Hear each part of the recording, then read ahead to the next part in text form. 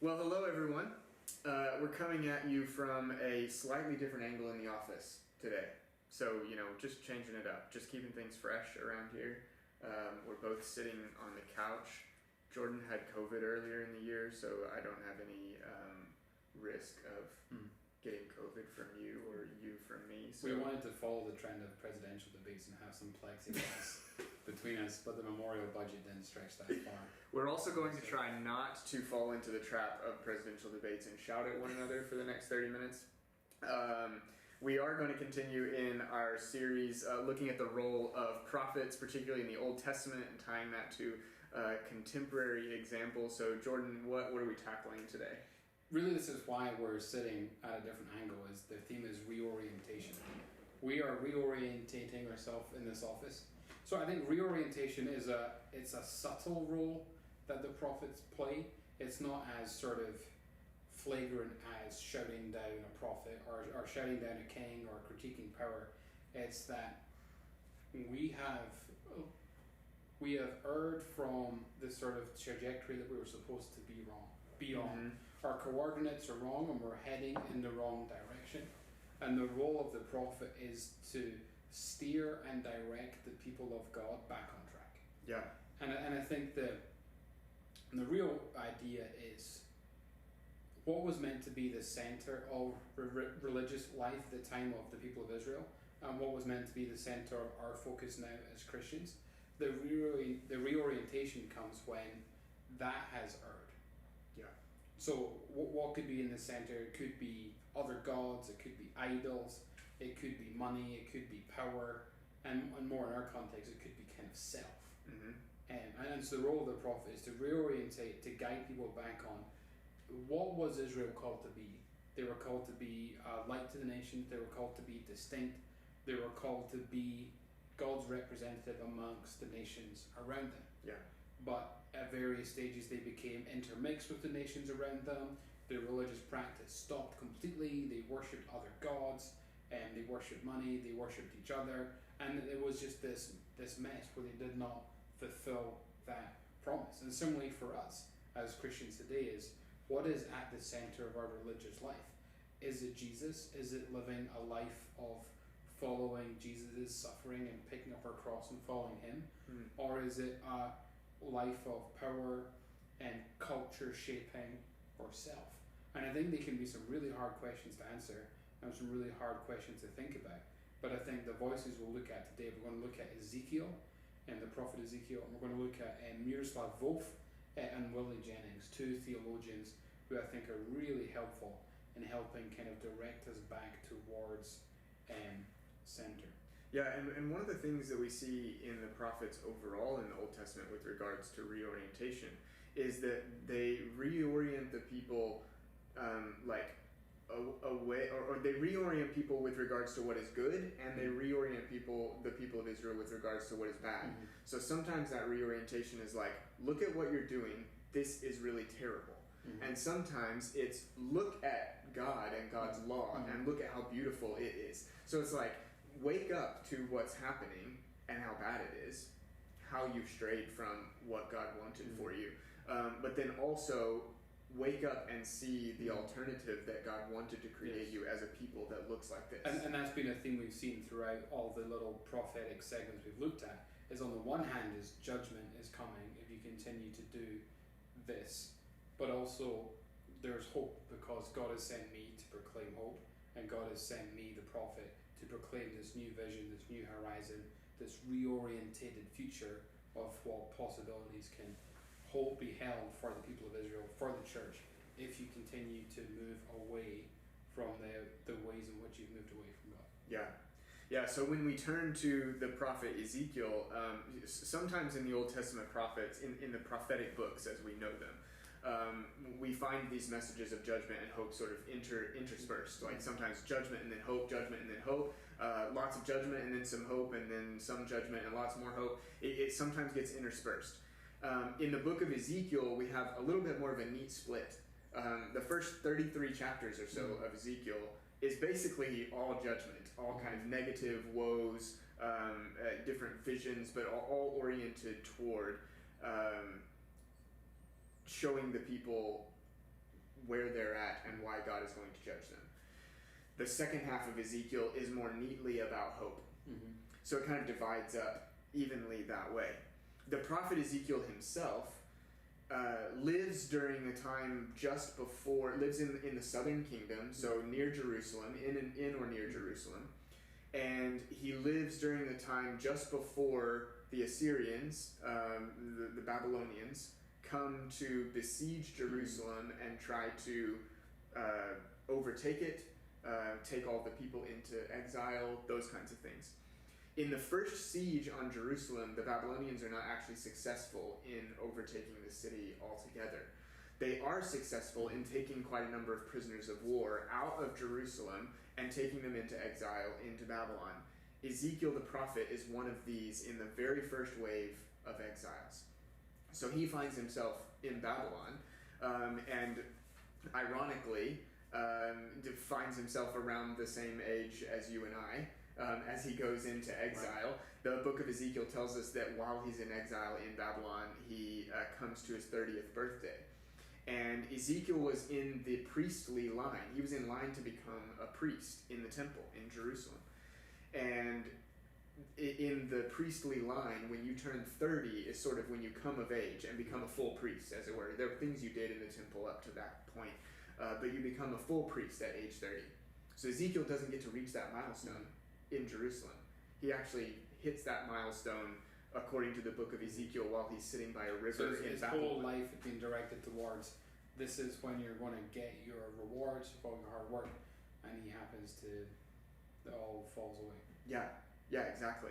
And so while he's sitting beside this river in Babylon, realizing that his 30th birthday has come, he's not going to be a priest, or at least not going to be a priest the way he thought he was, he receives this vision from God.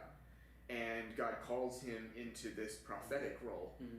So in a sense, Ezekiel embodies this reorientation in himself at the early stages of his prophetic book, of his story, as we read it in the Old Testament, that he was going to be a priest, and then all of a sudden he finds himself being called to be a prophet and have a completely different role and a completely different message for the people of Israel. And this doesn't preach good sermons, but it seems that suffering and participating in suffering is an integral part of the reorientation journey, and that in some situations that's people going through some really tough physical stuff. Yeah.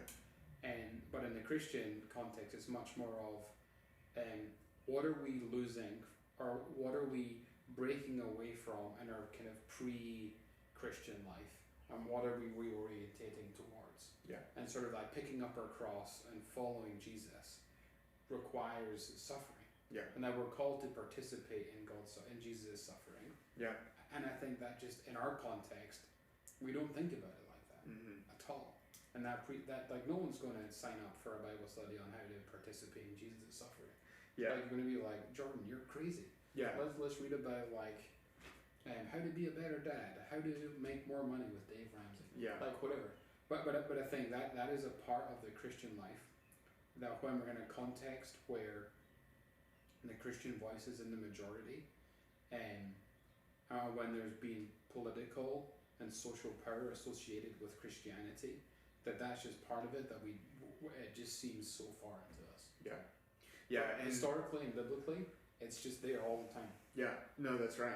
That's right. And I'm reading a book right now by Esau Macaulay. That is really interesting and not related to this exactly, but in that book, in a part I was just reading the other day, he's talking about suffering, and he's particularly talking about some suffering that people in the Black community in America have gone through, and he talks about like recognizing that suffering is somehow connected to following in the way of Christ. Doesn't mean that we sort of baptize the suffering and say like the suffering's good all of a sudden, because he's pointing to like enslavement and things. He's saying no, we're actually saying those things are terrible, and Ezekiel's doing the same thing. He's very happy to lament the fact that they've gone into exile, right. Or not happy. Happy is the wrong word. He's lamenting that they've gone into exile. He's also like the people of Israel are lamenting that Jerusalem has been besieged, that they've been taken away from their homeland, that they no longer have access to the temple, all of these things. They're naming those as evil things.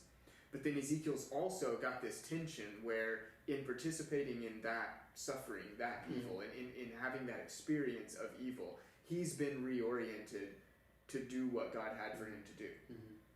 Which is a tension, like it's just a really hard tension, and you're right, like doesn't necessarily preach a good sermon. Right, and I think to say that context and experience influences so much what stories we're drawn to, and what biblical narrative we what we read into the text. Like if you go to a black church, it's Exodus is going to be the sermon you might hear. Like that's just a cliche. That like the story of bringing people out of slavery into a promised land. Exodus is a text that black preachers go to all the time. But like for me, I would go to Exodus if I was asked to preach on Exodus. Right. But then it's not really there other than that. We're in the Gospels. We're in Paul. And it's because we're much more framed in the context of thought, belief, sort of change, conversion, but removed from physical, embodied, real life experience. So Ezekiel goes into exile. He finds himself on the rivers of Babylon. He has this vision of the glory of the Lord leaving the temple because of the Israelites worshiping other gods. This is all in his vision. And the vision is of the glory of the Lord leaving the temple because of all this worship of other idols and false gods that's going on in the temple. And the glory of the Lord leaves the temple in Jerusalem and goes into Babylon. Really strange image. One, because the glory of the Lord is not supposed to leave the temple. The glory of the Lord is supposed to be settled over the Ark of the Covenant and always there in the temple in Jerusalem. That's what made it the glory of God, essentially, in the people of Israel's minds. So the glory of the Lord should not be leaving. But if the glory of the Lord leaves, it certainly shouldn't go to Babylon. Right. Like that's very strange. And Ezekiel then frames that idea of the glory of the Lord leaving the temple and going into Babylon as the glory of the Lord going into exile with God's people, with the Lord's people, which is an amazing image of solidarity, but at the same time is extremely strange, particularly for the Israelites, for Ezekiel to have a vision of the glory of the Lord settling in a foreign land. And that's just the least of the strange images and pictures and oracles that Ezekiel has in the first half of the book of Ezekiel. There is this strange street performance thing that Ezekiel does to try, to contribute to this kind of reorientation role that Ezekiel has. He does these things in the street to try to draw attention to himself, almost like performance art in the middle of clematis or something. And sometimes they're extremely extended. One very strange one that happens is Ezekiel binds himself, ties himself as like a sacrificial lamb or goat would be bound, and lays in the street for an entire year, eats food that is only cooked on this tiny fire that's nearby him, and literally stays in the same spot, tied up for an entire year.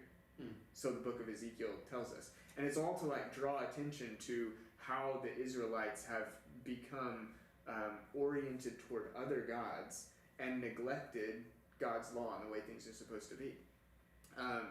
Another image that appears in the book of Ezekiel is the Valley of Dry Bones. And this comes in the second half of the book, so it ends up being more of a hopeful vision. And we've probably heard a sermon or two preached on the Valley of Dry Bones, or that identified as a sort of hopeful thing in exile, that that God breathes life back into the bones and they get skin and flesh and become human again. But the Valley of Dry Bones is weird. So weird. Just bizarre. Some Indiana Jones. It's very cinematic in our minds, and these kinds of images are all over the book of Ezekiel. He eats a scroll at one point to try to give an image of you have neglected the learning of the law of God, and so in order to illustrate that for you, I'm going to actually eat a scroll. Can't imagine what that did to his digestive system, but these are some of the strange images, and it's all kind of contributing to this idea of reorienting the people of Israel to what's wrong and what's right. And just the powerful, how radical that would have been of the priests were sort of a class that were separated from everyone else. Mm-hmm.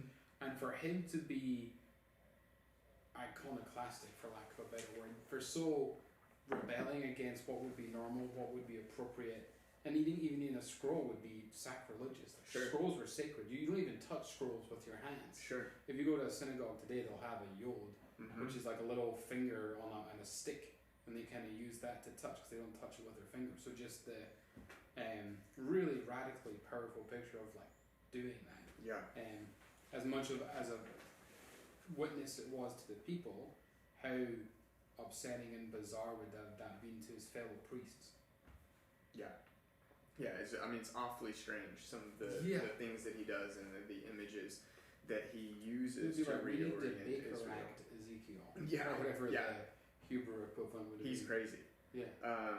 That's right. So, and then at the end of the book of Ezekiel, we do get this picture of hope. It kind of starts with the image of the valley of dry bones coming back to life. But there is hope for Israel, hope for the nations, and hope for the whole world. That kind of rounds out these images, again, more neatly divided than some of the fully restored temple. Yeah, that's right. And again, the glory of the Lord then settling back over the temple is kind of the vision that Ezekiel has. And there's the famous picture of the Spirit of God overflowing throughout the temple. Yeah. And there's this crazy vision where Ezekiel's knee deep in the water, he's thigh deep, he's waist deep, and then he's up there. But then there's a beautiful picture at the end where he says the water, this is paraphrasing, the water turned the Dead Sea to life and the deserts to a garden. Yeah. Where the leaves would be for the healing of the nations. Yeah. Which is even today, it's an arid part of the world. The Dead Sea is there. You think of the conflict in Yemen and Iraq and Iran. Like all the countries are so proximate to Israel, to have the picture of the desert becoming a lush garden and the leaves to be for the healing of the nations, I think is an incredibly powerful picture. Yeah, it is. So one of the contemporary theologians that we want to connect to this idea of reorientation is Miroslav Volf. VOLF, for those of you listening at home. Miroslav Volf. Tell us a little bit about him. Interesting talking about that part of the world. So he was a little bit further east and west, He grew up in what was then Yugoslavia, now today Croatia. And he was a kid growing up when the Iron Curtain was falling and Yugoslavia and the USSR were kind of tearing themselves apart. But the conflict where he was Serbia and Croatia. It was a Christian-Muslim civil war essentially. Yeah. And his dad was a pastor, and he said that his first sort of memory was his dad telling him that Muslims and they're good people and they love God too. I'm not making any point about the theological connections of Islam and Christianity, but his dad was making a conscious effort to say that our country is tearing itself apart. Right. And it's over this line of Christian-Muslim. And he wanted to instill in his son that they're people too, and they love a God like we love a God. Yeah. And that was sort of the early memory he was trying to sow into him. And Wolf's main work really is that we create a center of our religious practice that is for forming people that are like us. Right. And we make an other of people, and for whatever reason, that they're Democrat, they're Republican, they're whatever, you name it. Yeah. We label people, and that label becomes a dehumanizing sort of screen, where we only see them as whatever thing offends us, or whatever thing we think is furthest away from God. Yeah. And he said, otherness, the simple fact of being different in some way, has come to be defined in and of itself evil. Yeah. So people who might have a different sexual orientation, evil, can't be part of our community. Yeah. People who believe a different political view from what we believe, evil, can't be part of our community. People who worship another god, you can see how quickly Yeah. this becomes such a powerful thing. And he said that the people of Israel, they were ethnically different, but they were called to be open and called to always have provisions for people who weren't born into the family, Right. but could come into the family. Right. And then you think of the Christian communities in the early church, they were so diverse. Right. Jew, slave, Gentile, Roman, Men and women.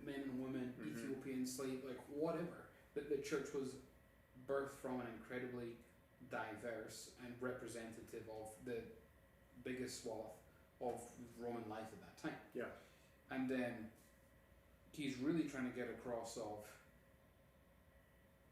it's become sort of the modus operandi of the church today to create homogeneous, mono-ethnic tribes. Yeah. Where other people are not only not welcomed, but dehumanized and seen as evil. Yeah. And Wolf's, this theological category of exclusion, Wolf sees, and we see it operating in Israel and in the early church and in the 20th and 21st centuries. Yes. And that's kind of Wolf's point, is that Israel was called to be open and welcoming, but in fact they weren't in many ways. Same with the early church. It was birthed out of this amazing diversity, but then we see like the churches of Galatia trying to otherize the Gentiles, make Gentiles other, and then say, well, if you want to be like us, then be like us, essentially. And so we see this category of other and this idea of exclusion all the way through, but we also see the constant calling of God in the people of Israel in the early church and for us today to be a more embracing community. Yes. I just read this quote here. So he has a book, Exclusion and Embrace, which we'll attach to the email. It's a little heady, but I'm sure you'll be able to get something out of it. But that's sort of like his seminal work on really working through some of the stuff here. So this is a quote from this here. Increasingly, we see that exclusion has become the primary sin, skewing our perceptions of reality and causing us to react out of fear and anger to all those who are not within our ever-narrowing circle. In light of this, Christians must learn that salvation comes not only as we are reconciled to God, and not only as we learn to live with one another, but as we take the dangerous and costly step of opening ourselves to the other, of enfolding him or her in the same embrace which we have seen enfolded by God. Which I think is just profoundly challenging. Yeah. And that we get comfortable quickly, and we put up walls quickly. Yeah. And there's definitely some people I don't want to see if I'm preaching a sermon. Yeah. There's definitely some people I would not want, or I'd find it very difficult to embrace. Yeah. But the call is just as much as God has embraced you, you have to embrace every other human on the planet, no matter how repugnant or reprehensible you think they may be, with that same love, that same openness, and with that same non-judgment. Yeah. And this idea of an ever-narrowing circle, I mean, is exactly, with a little truth serum, it's exactly what you'd have gotten as the danger out of the reformers. Right. Luther and Calvin and Zwingli and Melanchthon, if you'd get some truth serum in them, they would have said, yes, we believe in this reform, but we also recognize that there's a danger at the other end of this where the circles just keep narrowing, where they get smaller and smaller and they end up with more and more divergence and exclusion among the tiny circles as they get smaller and smaller. And that in some ways is the product that we have inherited as 21st century Christians from the Reformation. And it's why you have lots of people now in a variety of Christian circles calling for more ecumenical dialogue, more inclusion and ways of finding commonality to try and curb some of that ever-narrowingness. And then I think it becomes, like, it's so apparent in the church today. So you'll have some Christians that say, you can only be a Christian if you are Republican and if you're pro-life. And if you're not, you're a liberal who is on a highway express train to hell. And not welcome here. And there's no saving you. Right. And it's not even like there's space for dialogue about, well, if you're pro-life, like, why don't you care about the death penalty as you do about abortion? Right. But you don't even like get to that stage. It's just, this is a line in the sand. And I think that there seems to be a real tension between political power and culture shaping and the way of the cross, of sharing in suffering and really doing the hard work of embracing people we don't like and we disagree with. And they seem to be at odds with each other. And I think a lot of the tension we're seeing unfolding in the church today is that sort of dichotomy being on the table and saying some people are just going to batten down the hatches and really protect the center more, or you're going to have people that are saying, actually, we need to embrace people that are different, even just for the dialogue and for the conversation. Yeah. But it's going to be wildly uncomfortable. Yeah, I think that's right. I want to let's hold Jennings for next week. Okay. Just for the sake of time, Okay. because I want to make a connection to this theme of embrace, because that's what we're coming up to for this Sunday. For the next 2 Sundays, we're going to look at the theme of embrace and embracing as part of the value here, one of our values at Memorial. And on Sunday morning, I don't know when you'll be watching this. Maybe it'll be after you've heard a sermon already. But I get to preach on Sunday morning, and I'm going to talk about adoption in Galatians. And this idea that God is embracing Jews and Gentiles in a newly formed family, a newly formed family of God, with Jesus at the center, with the capital S Son at the center. And he's going to invite all of us to become little s sons oriented around the capital S Son.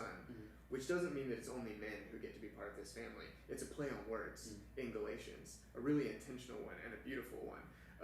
And I'll talk about that a little bit in the sermon. But that's the whole idea that we get from Galatians, is that this embrace, as Wolf puts it, this embrace that we have been enfolded in by God, is the same kind of embrace that then we are to turn outward with that same embrace. And that is challenging. Yes. Because the ever narrowing circles is way easier for me. I can just define my circle down to myself and be perfectly happy. I will be excluded. I will be without community. But it's very simple for me to do that, and easy in some ways. The more difficult thing is to open myself up, as Wolf is challenging us to do here. For sure, and I feel a little bit convicted of myself that I'm like, there's a certain people that, just in general, people that aren't open-minded are not people who I just like to have zero time for. Oh yeah. And I can't deal with it. And I think it's, how do you be kind? How do you be loving in those situations is really, really tough. Yeah. And I think if in such tense political times, it's so easy to make those snap decisions. Yeah. And so easy just to close yourself off. Yeah. But I don't know what the practical steps are. But we'll save that for Dr. Grin's sermon. Dr. Grin's. That's on Dr. Grin's. That's not on us. But I think that was some good dialogue, Drew. Then any final thoughts before we wrap things up? No. We really appreciate you all tuning in. We really appreciate you giving us this opportunity to chat. It's as helpful to us as I hope that it's helpful to some of you. We'll continue this. We've got 1 or 2 weeks left. Yeah, we're going to actually have a special guest. Okay. A rabbi friend of mine will be joining us to talk about how the Jewish tradition today, how rabbis today, how they read and interact with the prophets. Cool. Really looking forward to that. Thanks, everyone. All right, thank you for tuning in. Have a good week.